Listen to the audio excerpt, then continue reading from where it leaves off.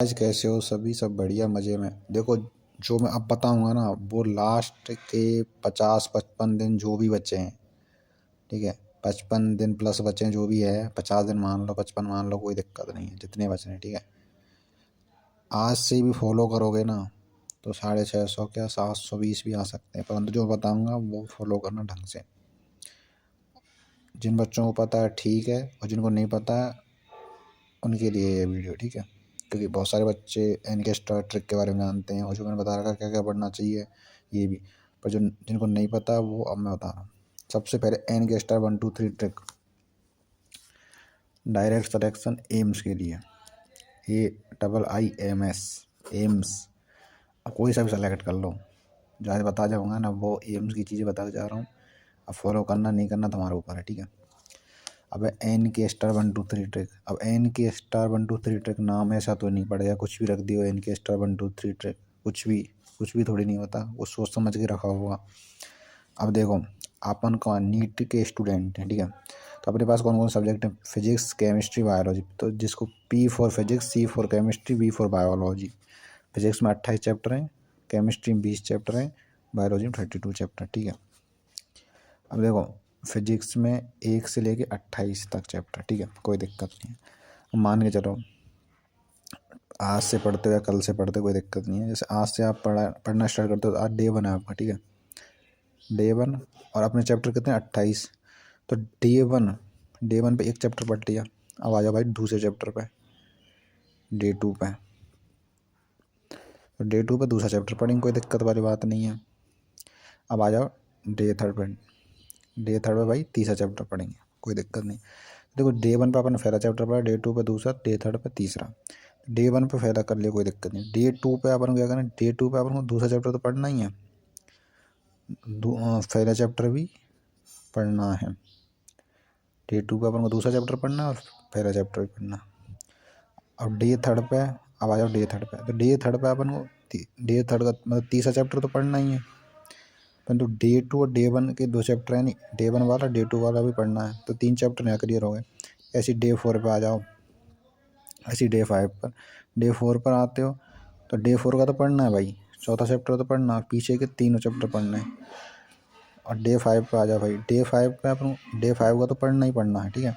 पीछे के 4 दिन के पढ़ना है, ठीक है। डे 1 पहला चैप्टर, दूसरा चैप्टर, तीसरा, चौथा। ऐसे डे 6 पे पीछे का पहला, दूसरा, तीसरा, चौथा, 5 छठा, 5 जो भी है। डे 7 पे पीछे के 6 दिन के।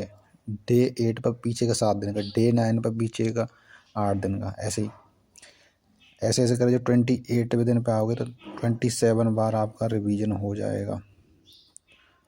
और देखो, ऐसा नहीं पहले दिन आपको ज़्यादा टाइम लगेगा और दूसरे दिन पढ़ो अगले चैप्टर, तो पहले दिन का जो पढ़ा है ना उसमें टाइम में कटौती होगी। डे 3 पे जब आओगे तो डे 2 का जब पढ़ोगे और डे 1 का पढ़ोगे तो उसमें कटौती होगी। मान के चलो यहाँ पे 30 मिनट लग रही हैं। डे 1 जैसे पहला चैप्टर पढ़ रहे हो तो दूसरे दिन पे इसमें 30 मिनट लग रहे हैं। तो पहले दिन को जब डे 2 पे पढ़ोगे तो 20 मिनट का टाइम लगेगा। 30 मिनट लगे तो 20 या 25 मिनट लगेगी। ऐसे डे 3 पे आओगे तो यहाँ जब 30 मिनट लग रही थी, यहाँ 30 मिनट लग रही थी यहाँ पर, परंतु यहाँ और डे 2 पे कितनी लग रही है? 20 मिनट। तो जब डे 3 पे आओगे तो इसमें लगेंगे पहले वाले में 15 मिनट के आसपास, 15-16 मिनट, इसमें 25 मिनट, और ये तो उतना ही 30-35 मिनट का हो गई। ऐसे डे 4 पर पीछे का मतलब ये टाइम कम होता जाएगा, और रिवीजन भी है, बार बार रिवीजन। ऐसे 28 पे आओगे ना, 28 डे पे आओगे तो ये लास्ट का है ना, आपका 1 से 2 घंटे में रिवाइज हो जाएगा आराम से ये। ऐसे इसमें फिजिक्स, इसमें केमिस्ट्री में यही है, बायोलॉजी में यही है। केमिस्ट्री में जैसे डे 1 पे पहला चैप्टर पढ़ लिया, जैसे मोल कॉन्सेप्ट। डे 2 पे एटॉमिक स्ट्रक्चर, तो एटॉमिक स्ट्रक्चर पढ़ लिया, कोई दिक्कत नहीं। तो क्या नाम है उसका, मोल कॉन्सेप्ट के फॉर्मूले रिवाइज करो, ठीक है। फॉर्मूले रिवाइज करने सीधी बात है। डे 3 पे कौन सा अपना पीरियोडिक टेबल पे तो एटॉमिक स्ट्रक्चर पढ़ना है, मोल कॉन्सेप्ट के फॉर्मूले पढ़ना है। और ये डे 4 पर आपको केमिकल बॉन्डिंग है, तो पीछे का आपको मोल कॉन्सेप्ट भी पढ़ना है और एटॉमिक स्ट्रक्चर, पीरियोडिक टेबल। ऐसे ही 20 डे पे आओगे, यानी कि कौन सा बायोमोलिक्यूल है लास्ट का बायोमोलिक्यूल, तो पीछे के में कितनी बार रिवाइज हो जाएंगे, 19 बार रिवाइज हो जाएंगे, 19 बार। ठीक है, ये तो ऐसे ही इसमें कितने 32 चैप्टर हैं। तो डे 1 पे कौन सा चैप्टर है, लिविंग वर्ल्ड है, लिविंग वर्ल्ड। ठीक है, ऐसा अगला चैप्टर बायोलॉजी का क्लासिफिकेशन है, तो बायोलॉजिकल क्लासिफिकेशन पढ़ोगे तो फिर उसके बाद साथ में लिविंग वर्ल्ड पढ़ लेना। डे 3 पे प्लांट किंगडम है, तो प्लांट किंगडम पढ़ना है प्लस बायोलॉजी का क्लासिफिकेशन पढ़ना, लिविंग वर्ल्ड भी पढ़ना। ऐसे ऐसे करके 32 डे पे आओगे तो 31 बार रिवीजन। यार इतनी बार रिवीजन कर लोगे तो क्यों नहीं होगा सिलेक्शन, ये बताओ मेरे को, क्यों नहीं होगा? किसकी औकात है कि रोक जाए सिलेक्शन? औकात तुम्हारी है, तुम ही रोक सकते हो, और किसी की औकात नहीं है। ठीक है, और तुम्हारा सिलेक्शन लेना नहीं लेना वो तुम्हारी जिम्मेदारी। एन के स्टार 1 2 3 ट्रिक मैंने बता दी, सीधी बात यह है।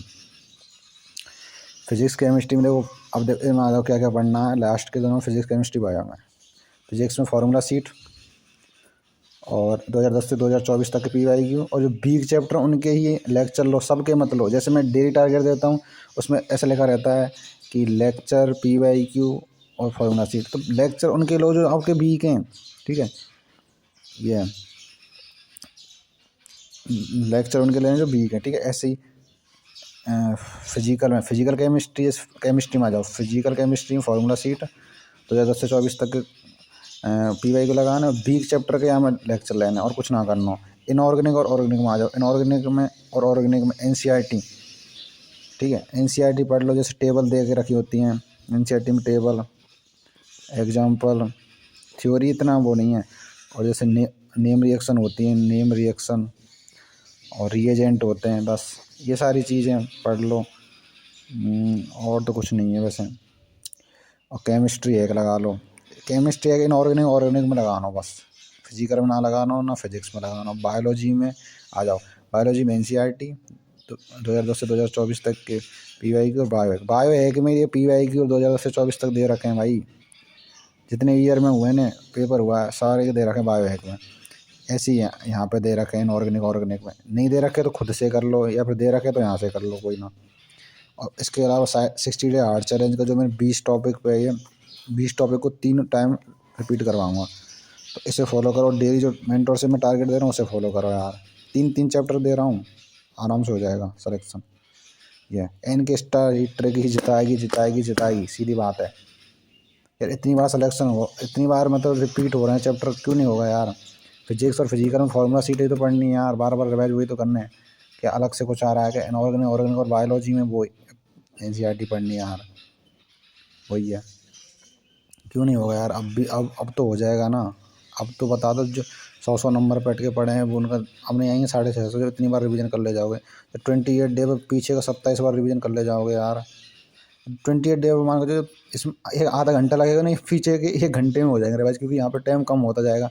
यहाँ पर ज़्यादा टाइम लगेगा शुरू के दिन, फिर उसके अगले दिन कम टाइम, उससे अगले दिन कम टाइम, मतलब ये है कि हाँ टाइम कम होता जाएगा ना पीछे का, ऐसा है।